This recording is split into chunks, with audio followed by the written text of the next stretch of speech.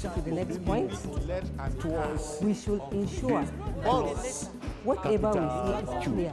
That means work is being done. We can see that it is in opposite direction.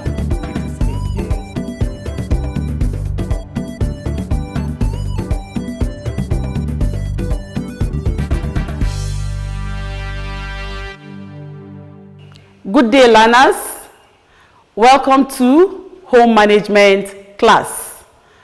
My name is Saratu Ishaya. Our topic for today is Principles of Home Management and the subtopic Energy Management. Again, Energy Management. Our outline for today, we have definition, reasons for energy management, factors that influence the use of energy, fatigue, signs of fatigue, types of fatigue, planning the use of energy, work simplification, guidelines for work simplification, summary, and assignment. Definition. Now, unlike time, the amount of energy spent on each activity is difficult to assess because it varies from one person to another. Energy is the ability in us which enables us to work. Now, I'll pause here to explain. Now, I said time when we are treating time management. I said time has been given unto us at equal amount. Nobody has 24 hours and then the other person has less. But energy is different. It depends, it varies from one person to another. Energy management, therefore, is the process of planning and controlling the use of energy in order to preserve it. It means you have to plan and then you control the use of your energy so that you'll be able to preserve it. When energy is properly managed, more tasks can be accomplished in a shorter time without much fatigue. Reasons for energy management. 1. To conserve or save energy. 2. It eliminates fatigue to the barest minimum. 3. It encourages work to be carried out in the best possible way and aids in the elimination of unnecessary movement. 4. It minimizes the amount of time spent on a given task. 5. It helps increase the worker's interest in a given task. Factors that influence the use of energy. There are certain factors that affect the use of energy. Now, the first one is age. The older an adult gets, the less he or she is able to do certain jobs or work, especially hard work. You all agree with me that the older you get, it is actually very difficult to carry out some hard jobs. Flexibility and strength plays a major role here because when you are younger, you are more flexible. So you'll be able to carry out more tasks more than those people that are elderly. 2, health. A sick person or an invalid does not have as much energy or strength to do household tasks as a healthy person would. As you know, if someone is sick, the person has lost a lot of energy during that process. So you don't expect that person to be able to expend much energy when carrying out any task like someone that is healthy. Number 3, gender. There are certain tasks or jobs that only the male can comfortably do. For example, quarrying, wood cutting, bricklaying, etc. These jobs are actually hard jobs, very hard, very difficult for a female to be able to do it as much as a man can do. Fatigue. This is the feeling of tiredness or exhaustion or a need to rest because of lack of energy or strength. It may result from overwork, poor sleep, worry, boredom, etc. What does fatigue mean? It simply means tiredness. When you hear someone say, I am tired, then it means that person is fatigued. Signs of fatigue. 1, weariness. 2, tiredness. 3, sleepiness. 4, irritability. 5, reduced alertness. You find that when people are tired, they easily get irritated. You get jumpy, you get annoyed at when someone is speaking to you or things like that. You feel you want to sleep, you get tired, and then there's reduced alertness. Your attention will not be fully on any task you are carrying out at that time. Types of fatigue. 1, physical fatigue. It is the inability of the muscle to maintain optimal physical performance. When we say physical, it's something you can actually see or touch. In other words, it results from doing work with the hands or any part of the body. Physical fatigue actually comes up when you use your hands or any part of the body. Mental fatigue. That is, decrease in maximal cognitive performance resulting from prolonged periods of cognitive activity. When we say cognitive, it means anything that has to do with the brain. In other words, it may result from concentration or attention on a situation for too long. Example, reading. If you read for too long, it may result to mental fatigue. Or if you are just by your computer doing one job or the other, when it gets to a particular time, you're supposed to shut down, move a bit so that you be relaxed, rest, then you come back and continue. Both types can further be split into 1, transient fatigue. Transient fatigue. This is acute fatigue brought on by extreme sleep restriction or extended hours awake within 1 or 2 days. Now, within 1 or 2 days, at times you find out that you did not get enough sleep, maybe due to one reason or the other. It could be illness, it could be maybe one problem or the other. Now, if it's just within those 2 days, you call that transient fatigue. You are actually weak, but that is what it means. Now we have cumulative fatigue. Just like the name, this is brought on by repeated mild sleep restriction or extended hours awake across a series of days.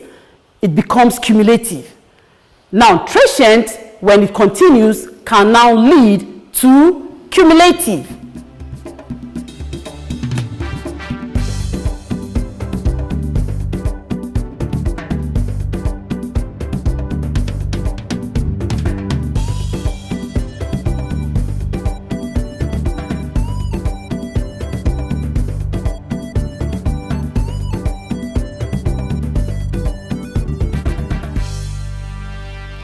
Planning the use of energy.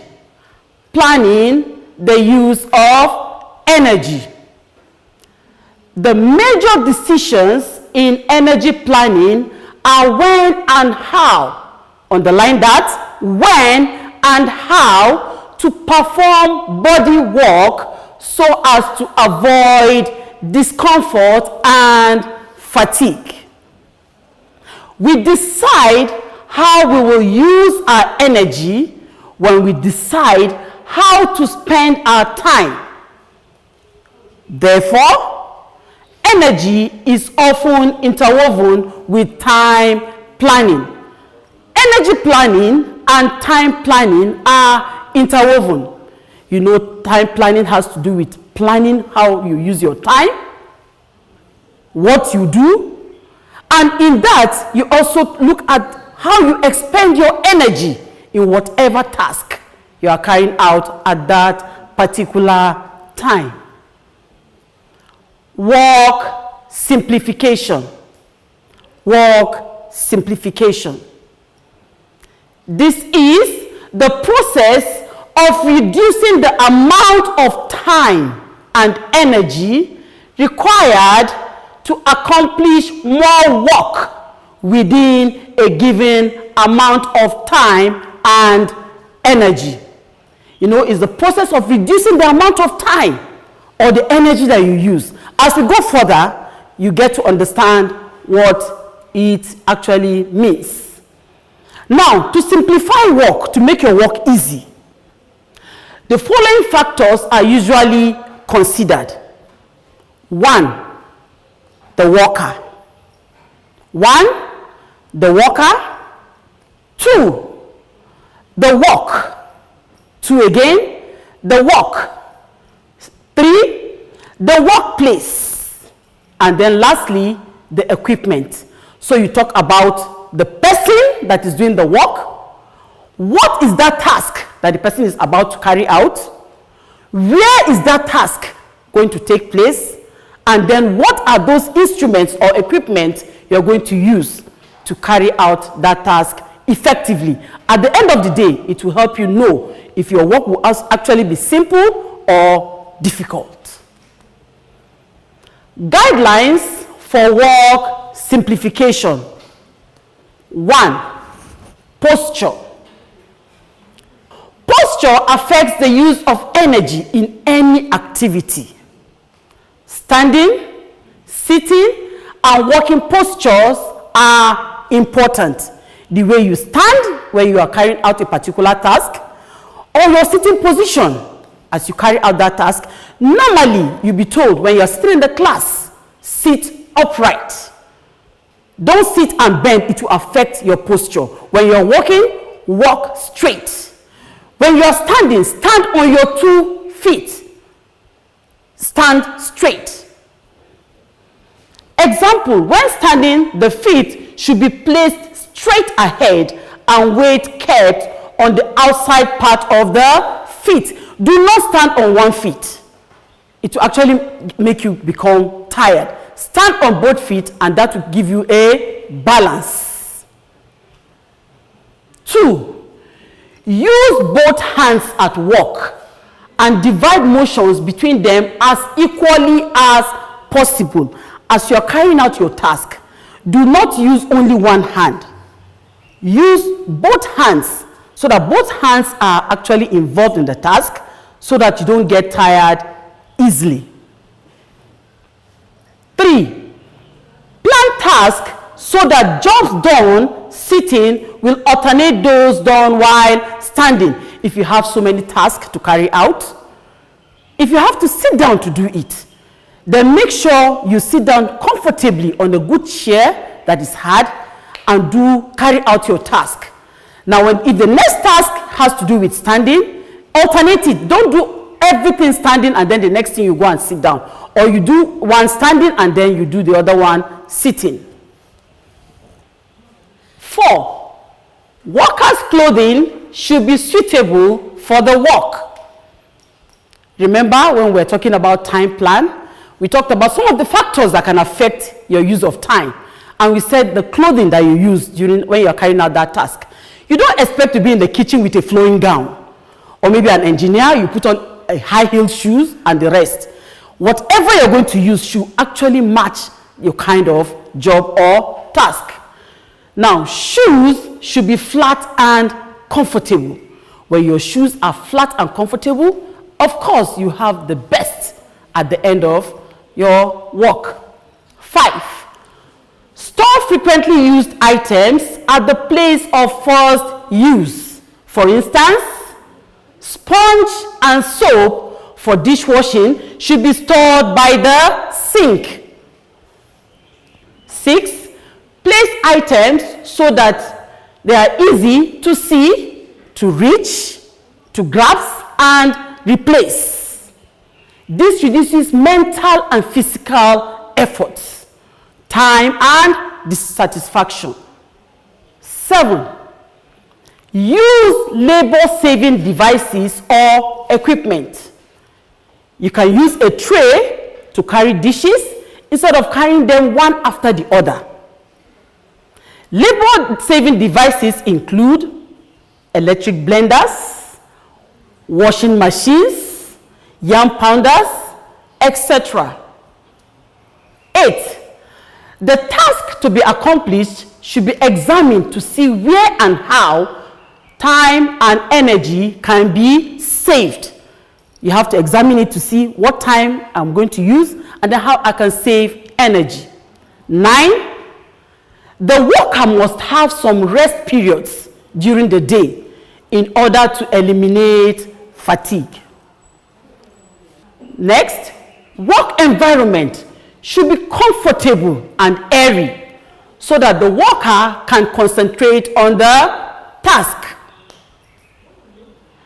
Next, correct working heights, that is, for chairs and tables. That helps to make tasks easy to perform. If your chairs and the tables are on the correct height, it will make your work easy. Now, I'll give you a summary. Today we had the definition. We had our reasons for energy management. We had factors that influence the use of energy, fatigue, signs of fatigue, types of fatigue, planning the use of energy, work simplification, and then guidelines for work simplification.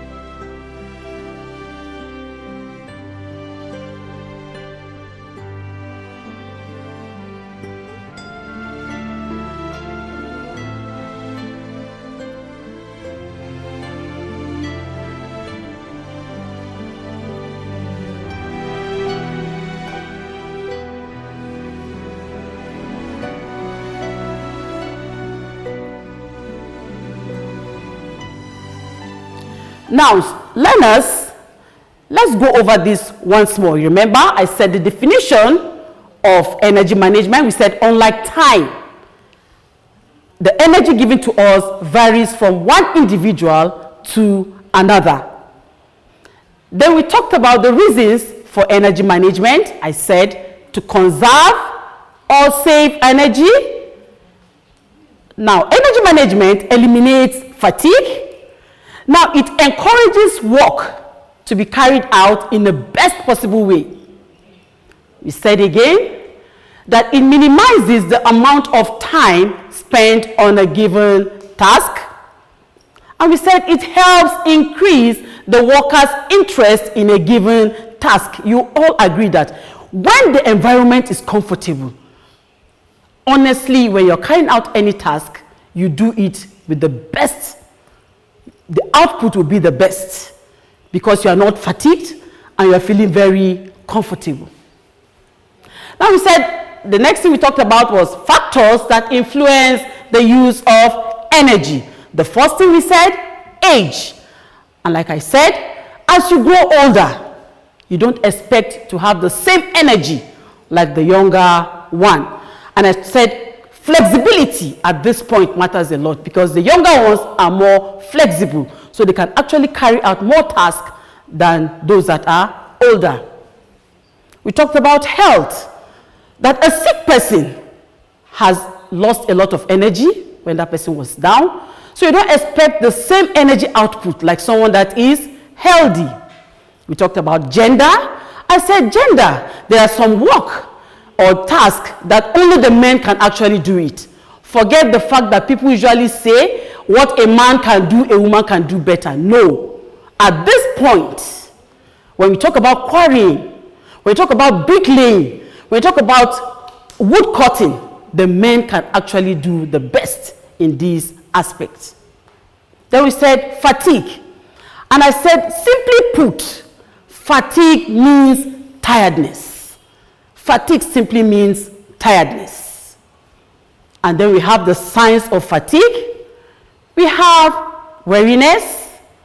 We have tiredness, sleepiness, irritability. And I said irritability, I think that's the word that can actually, when you get irritated at the slightest provocation, it means there's a sign that you're actually tired. And then you have reduced alertness.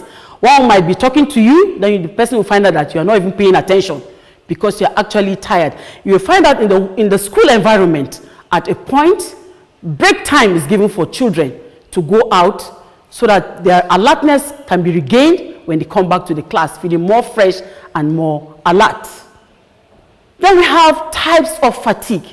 We said we have the physical fatigue, and that has to do with what you actually see. The hands, when you use the hands and any part of the body to do any work. When you become tired, it shows physically. You can no longer lift it. You might be asked to lift something, you say, honestly, I am tired. I cannot lift it because you are physically fatigued. Then we said we have the mental fatigue. That has to do with cognitive reasoning. When you concentrate too much, maybe while you are reading, that's why at times when you read, you'll be asked to go out and say, all work and no play makes Jack a dull boy. Now you go out and play a little so that you regain your alertness. Then I said those two, both the physical and the mental, cannot be split into the transient fatigue. And we said when you have maybe 1 or 2 days that you did not have enough sleep, that can lead to transient fatigue. 1 or 2 days. Then the next one we said cumulative fatigue. That is, as it goes beyond 1 day, series of days, you did not get enough sleep, that can result to cumulative fatigue. Then we talked about planning the use of energy. Said the major decision in energy planning is when and how you perform body work so as to avoid discomfort and fatigue. Now, at the end we said, therefore, energy is often interwoven with time. You cannot talk about energy management without talking about time. They are interwoven. Because if you do your task in good time and the environment is very comfortable for you and you have enough strength, at the end of the day, you spend less time in carrying out that task. Now, we'll now go over, as I give you an assignment. I'll not leave you like that. You have to do some work at home. Now, the first one, number 1A, what is energy management?